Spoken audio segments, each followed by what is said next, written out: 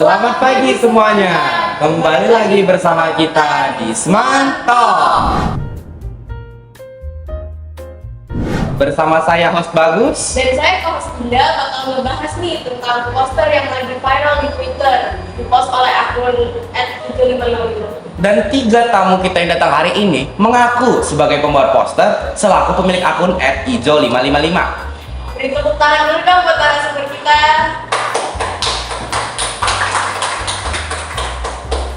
Oke, sebelum itu kita perkenalkan dulu nih buat para narasumber kita yang udah dateng. Halo Kak Haidar, gimana Kak kabarnya? Alhamdulillah, luar biasa. Halo Kak Rido, gimana Kak kabarnya? Alhamdulillah kabar saya hari ini baik-baik saja. Halo Kak Eca, gimana Kak kabarnya? Well, sejauh ini baik nih kan. Kira-kira para penonton sekalian ini pasti pada penasaran. Dari ketiga kakak ini kira-kira siapa sih yang memiliki ide untuk membuat poster tersebut? Untuk ide dari poster tersebut itu berasal dari saya karena terinspirasi dari beberapa kejadian akhir-akhir ini. Kemudian dibantu oleh dua teman saya di sini, Rido dan Eca, untuk mengembangkan posternya. Kemudian juga membuat dan mendesain dari poster tersebut. Oke, sebelum itu ayo kita lihat lagi poster. Demokrasi adalah diskriminasi. Di balik suara mayoritas terdengar jeritan minoritas. Ya, poster yang dipost oleh akun @ijo555 ini mengundang banyak perbincangan panas di kalangan netizen. Poster tersebut meraih 123.000 retweet dengan 81.000 tweet kutipan serta 197.000 likes. Ya, jadi dari ketiga ini Kak Haidar yang memiliki ide. Nah, sebelumnya saya bertanya, apa sih yang melatar belakangi pembuatan poster tersebut? Untuk latar belakang dari poster tersebut, saya melihat akhir-akhir ini bahwa demokrasi di Indonesia ini memaksakan pendapat mereka. Jadi seperti ini, demokrasi kan adalah kebebasan ya. Kita bisa memilih apa saja, kita bisa memilih pilihan kita. Tapi ada beberapa rakyat Indonesia yang memang memaksakan pendapat mereka, dan itu kita bisa menjadi diskriminasi. Untuk Kak Rido atau Kak Eca pernah nggak sih ngelihat secara langsung bukti nyata demokrasi yang berisi diskriminasi? Kalau saya sendiri sih belum pernah ya, tapi kalau orang tua saya sudah pernah melihat kejadian nyatanya.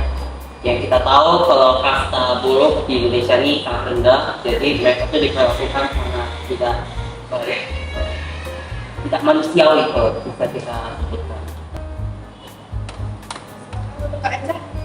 Kalau saya sendiri secara personal belum pernah, tapi saya bisa melihat dari kasus-kasus yang sering terjadi di masyarakat.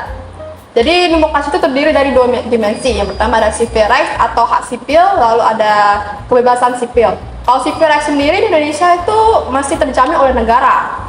Contohnya dalam minoritas itu masih bisa memakai hak-hak politiknya, itu seperti dalam halnya pemilu atau dalam mencalonkan diri sebagai untuk mengambil suatu jabatan kenegaraan gitu. Tapi untuk kebebasan sipil Indonesia ini dari tahun ke tahun itu kian menurun. Nah, contohnya dari beberapa pesta demokrasi dari beberapa tahun yang lalu itu minoritas itu dijadikan target sebagai komoditas politik doang. Jadi kayak apa ya?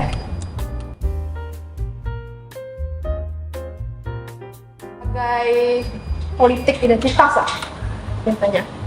Jadi minoritas ini jadi sasaran target untuk mayoritas untuk jadi ujaran kayak mana ya? Menjadi ujaran target ujaran kebencian atau berita-berita hoax dan berita palsu lah terhadap dari mayoritas tersebut.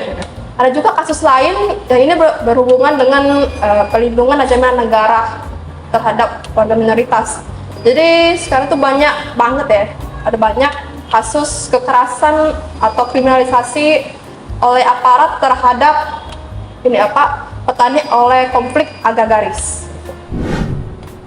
Bincang-bincang soal diskriminasi dalam demokrasi, saya ingin bertanya, menurut kakak-kakak sekalian, apa sih yang dimaksud dengan demokrasi? Boleh dimulai dari Kak Haidar? Untuk demokrasi menurut saya sendiri adalah sebuah kebebasan. Kebebasan dalam pilihan, di mana kita bisa mengungkapkan pendapat, kita bisa menyampaikan kritik kita kepada pemerintah tanpa merasa didiskriminasi, tanpa merasa dibedakan hanya karena pilihan-pilihan kita. Dan ya seperti itu, diskriminasi yang berarti kita walaupun memilih sesuatu yang berbeda dari mayoritas, kita itu tidak dibedakan, tidak diperlakukan berbeda. Kembali lagi ke posternya nih. Dilihat dari postingannya itu banyak yang kontra ya tentang posternya itu. Kira-kira apa sih pendapat kalian tentang orang-orang yang kontra? Untuk masalah respon yang kami dapat dari poster itu mungkin itu karena mereka masih belum terima akan pendapat kami yang sebenarnya memang sudah benar ya, bahwa masih banyak terjadi diskriminasi di Indonesia ini walaupun sudah diterapkannya demokrasi. Pendapat kami sih saat ini orang Indonesia ini masih belum mau mengakui bahwa Indonesia ini masih banyak kekurangannya, apalagi dalam aspek demokrasinya. Jadi dapat disimpulkan menurut kakak-kakak sekalian bahwa demokrasi merupakan kebebasan dalam memilih. Tapi kakak-kakak sekalian ini menyimpulkan bahwa di dalam demokrasi ini adanya diskriminasi. Kenapa kak bisa seperti itu? Jadi seperti ini, demokrasi kan kebebasan ya, kebebasan memilih. Jadi orang-orang itu seharusnya bebas untuk memilih pilihan mereka tanpa merasa diskriminasi. Tetapi pada praktiknya di Indonesia ini, ketika punya kebebasan itu malah memaksakan pendapat. Jadi seperti ini. Misalnya kita mempunyai dua pilihan. Kita mempunyai pilihan A, pilihan B. Jadi pilihan A itu memiliki kualitas yang lebih bagus, kualitas yang di lapangan kerja itu lebih bagus daripada pilihan B. Tetapi pilihan A ini itu memiliki kekurangan di marketingnya, di kampanyenya. Di kampanyenya itu dia lebih kurang dari B, sehingga rakyat Indonesia ini termakan marketing tersebut, termakan kampanye tersebut, memilih pilihan B. Padahal pilihan A lebih bagus. Nah, sedangkan orang-orang yang lebih tahu faktanya, lebih tahu record-nya, yang memilih pilihan A itu kemudian dicacimaki, dihujat karena memilih pilihan yang tidak sama dengan kebanyakan, dan di situ tidak bisa menemukan diskriminasi dalam demokrasi. Yang mana ya diskriminasi sendiri itu adalah perbedaan perlakuan kepada kelompok tertentu. Gitu. Jadi dari situ kita bisa simpulkan ada diskriminasi dalam demokrasi. Memangnya dampaknya gede banget ya? Oh iya, dampak dari diskriminasi itu sangat besar terhadap demokrasi. Jadi ketika orang didiskriminasi, orang-orang itu takut untuk menyampaikan pendapat mereka, takut untuk menyampaikan kritik mereka, sehingga ya kita merasa tidak bebas karena itu takut dihujat seperti sebelumnya. Dan dari ketidakmauannya rakyat Indonesia untuk menyampaikan kritik tersebut karena diskriminasi tersebut, demokrasi di Indonesia tidak bisa berjalan karena demokrasi itu harus punya kebebasan. Sedangkan diskriminasi itu menghambat kebebasan. Jadi kita di sini bisa melihat sebuah loophole, sebuah lingkaran efek dari demokrasi sendiri. Demokrasi yang bebas itu orang-orang memanfaatkan demokrasi untuk memaksakan pendapat mereka, dan dari memaksakan pendapat mereka itu mereka mendiskriminasi orang yang memiliki pilihan berbeda. Dan dari orang pilihan berbeda itu mereka merasa takut untuk menyampaikan pendapat, mereka merasa tidak bebas, dan dari situ kita bisa melihat demokrasi tidak terjalan. Akhirnya demokrasi di Indonesia itu menjadi cacat. Jadi dampak dari diskriminasi itu bebas, dampak dari diskriminasi itu besar terhadap demokrasi. Ya, bagi kakak ini kira-kira pernah terpikiran tidak? Setidaknya ada cara untuk meminimalisir diskriminasi dalam demokrasi. Untuk cara menghilangkan ya, untuk diskriminasi tidak bisa ya. Seperti yang kita tahu, manusia itu tidak dapat dipaksakan bagaimanapun caranya. Tapi kita bisa meminimalisirnya sedikit. Caranya dengan mengubah cara pikir masyarakat kita.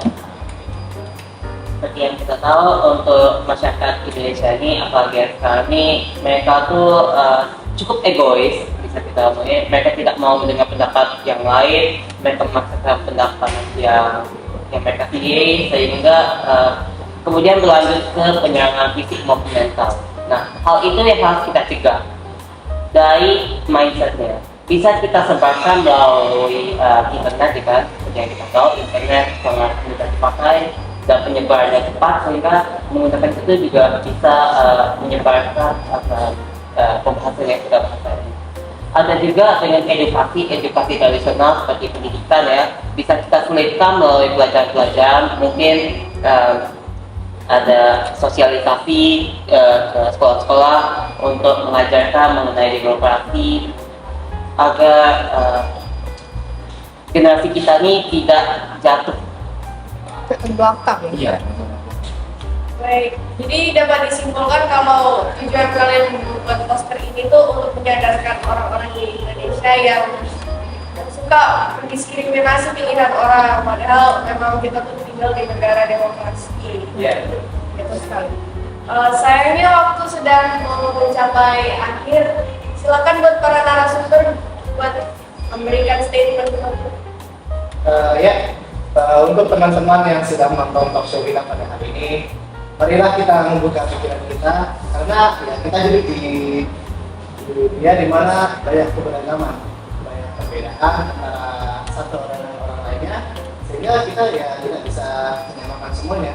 Kita tidak bisa memiliki satu pikiran yang sama, tapi setidaknya kita mempunyai satu tujuan yang sama, yaitu untuk memajukan bangsa Indonesia. Jadi marilah kita buka pikiran kita, jadi open minded dan menerima perbedaan. Baik.